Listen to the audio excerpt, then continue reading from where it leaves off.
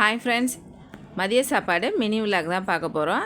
காலையில் டிஃபன் வந்து கருப்பு உளுந்து கஞ்சிக்கு தான் நாட்டு சக்கரை போட்டு வச்சுருந்தேன். நல்லா கொதிச்சோன்னே பசங்களுக்கு ஊற்றி கொடுத்தாச்சு. அதுக்கப்புறம் சாதம் வெந்துருச்சு, வடித்து விடணும்.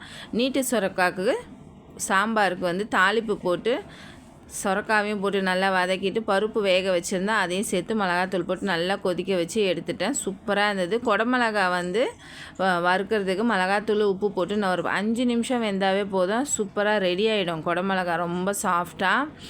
அதுக்கப்புறம் வந்து கத்திரிக்காய் தொக்குக்கு தாளிப்பு போட்டு வெங்காயம் தக்காளியை நல்லா வதக்கிட்டு கத்திரிக்காயும் சேர்த்து மிளகாத்தூள் உப்பு கொஞ்சம் கரம் மசாலா போட்டு ஒரு 5 நிமிஷம் வச்சோம். கத்திரிக்காய் தொக்கு ரெடி. அதுக்கப்புறம் ஆளுக்கு 2 அப்பளம் வறுக்கலான்னு சொல்லிட்டு அப்பளமும் வறுத்தாச்சு. பசங்க வீட்டில் இருந்தனால ரோஸ் மில்க் கேட்டாங்க, அதுவும் போட்டு கொடுத்தாச்சு. கொஞ்சமாக பருப்பு ரசம் வச்சாச்சு. இந்த வீடியோ பிடிச்சிருந்தா லைக் பண்ணி ஷேர் பண்ணி கமெண்ட் பண்ணுங்கள், சப்ஸ்கிரைப் பண்ணிவிடுங்க, சப்போர்ட் பண்ணுங்கள். பாய்.